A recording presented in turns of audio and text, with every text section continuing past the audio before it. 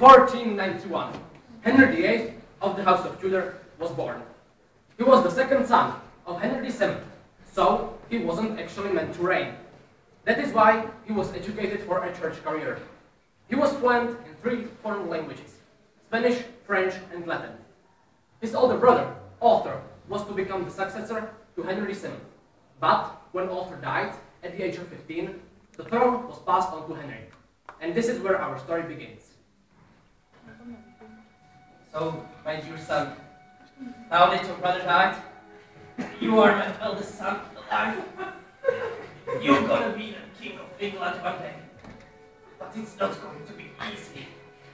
I know there's always a but. What is it now besides that it's not going to be easy? Well, first, I need you to marry Catherine of Aragon, to whom your brother was married to. I am not going to marry that widow, who is in fact 6 years older than me, and obviously no longer a virgin.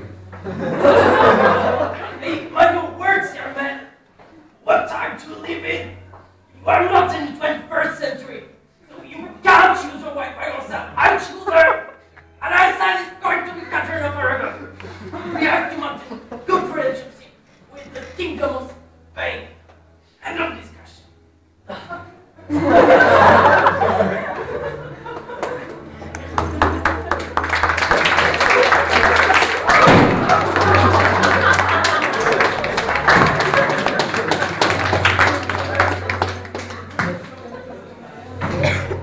After Henry VII's death,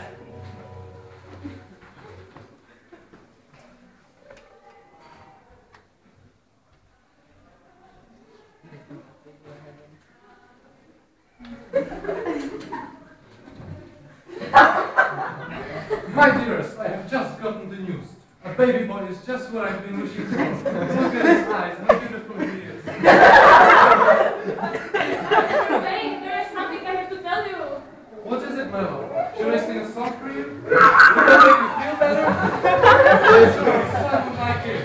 You are never gonna let you down. Never gonna run around and desert you. Never gonna make you cry. Never gonna say goodbye. Never gonna tell nobody that hurt you. I have a confession to make. I'm a child. This is a girl. It's not a boy. I'm so sorry. Well, in that case, I have a confession to make too. You can no longer stay here. You have to leave the castle right now.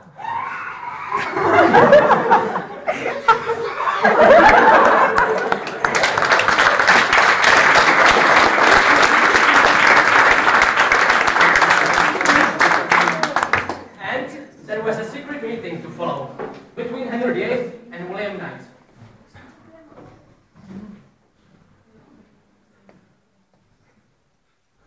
I have now been married to Catherine for 17 years.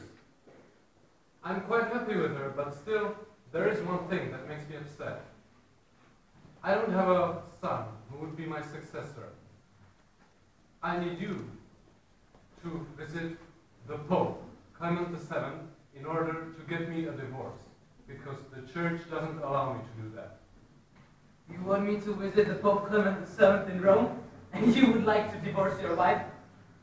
With all due respect, Your Majesty, I don't think it's a very wise idea. The Pope is gonna kick me out, cursing me of the arrogance. Listen carefully, mate.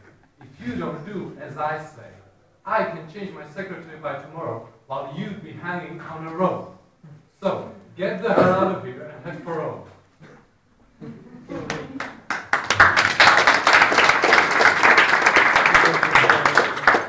And so, William left England in order to request a divorce for his king. And, as he'd expected, the negotiation was not easy. While William was in Rome, Henry wanted to back up his plan with a phone call to the Pope.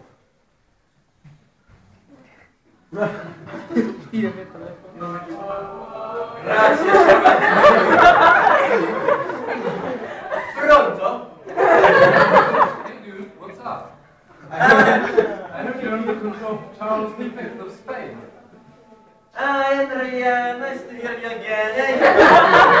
It's complicated with Charles. I'll tell another time, man. What about you? Well, yeah, I'm fine.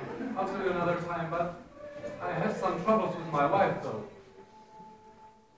My wife is old and unattractive, and I met this young lady, you know, like real fresh meat. She will give me a healthy son. I want to marry her. What? Henry, you're crazy. What do you want from me, huh?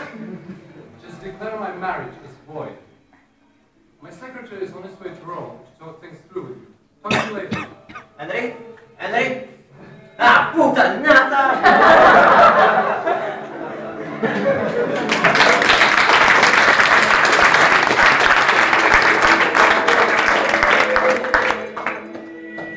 But later in England, William IX delivers the news that King's request was rejected.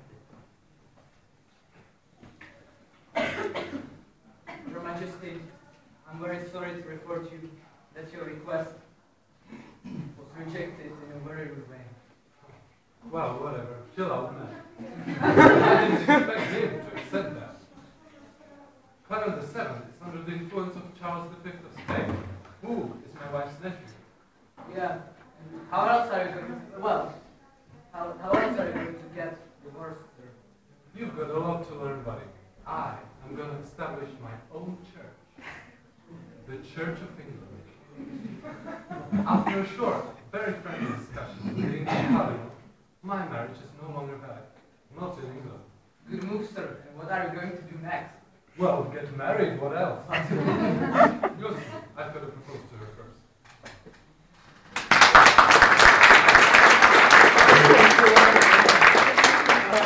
And so, Henry VIII approaches Anne Boleyn.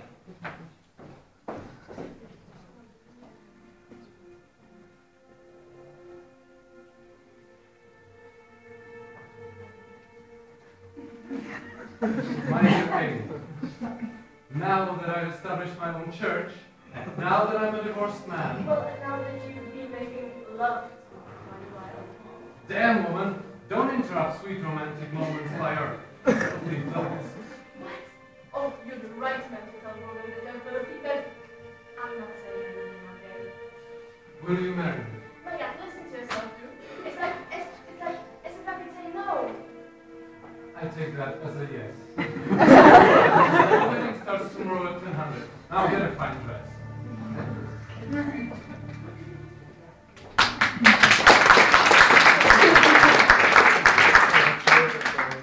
So, Henry VIII married Anne Boleyn. They were happy at first, and even gave birth to Elizabeth I. From this point of view, it seems as if there were no problems, and yet,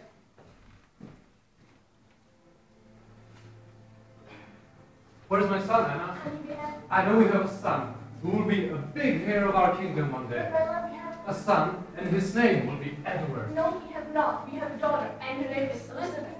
What?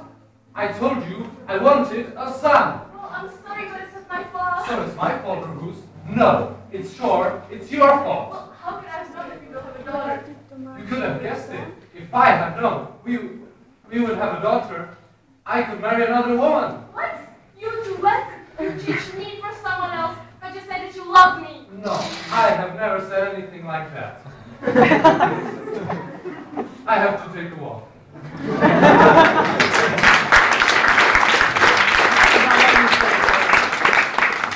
and thus, Henry had to look for a way to get rid of Anna, and had a talk with the shrink. Hey, shrink, come here.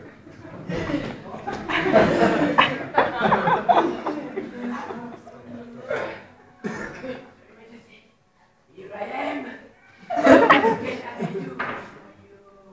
Anne gets on my nerves. Get her out of my way. Yeah, finally. Do you have any ideas how to rise it? I'm sorry. It is your job to come up with ideas, isn't it? Sorry, master. I didn't mean to upset you. Maybe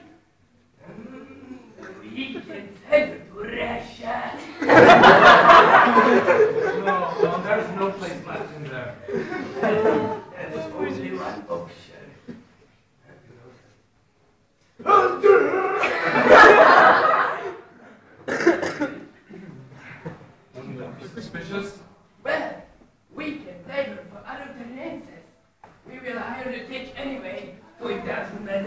we hang one or five people. Yeah, that could work. I agree. Good job.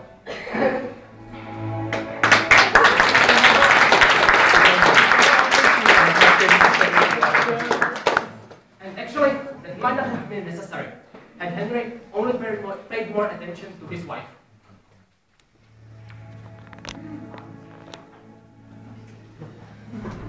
What are you doing here? You are undressed and wild. Do you realize you're my wife? Well, what am I supposed to do? You ignore me and I'm all alone all the time. You know, I have a lot of duties, and all the money is spent on clothes. Furthermore, you gave me a daughter. Well, I can choose whether I want a boy or a girl, you know? And Elizabeth is your daughter too. You have seen her only after birth. You prefer prostitutes, right? It's better than being with you. One of my servants told me that you're sleeping with a servant. Can you explain that to me? I don't sleep with anyone except with you, but you know, I just can't remember the last time that you spent the night together. Don't lie. If I find any witness or proof, you are going right under the guillotine. Me? Why do I have to die? You are doing exactly the same thing as I am, and I have to die. Yeah, right. Yeah. Hey, what's up with that wardrobe? No, nothing. Henry, stop. No, don't. Henry, don't. Henry, no, stop. No. So it is true. You are going You are doing the same thing as me. You choose servants, while I have at least the nobility. Well, what am I supposed to do if all you men are pretty? Just look. They know why. Guards, take them to prison. No, Henry, no, I love you, no.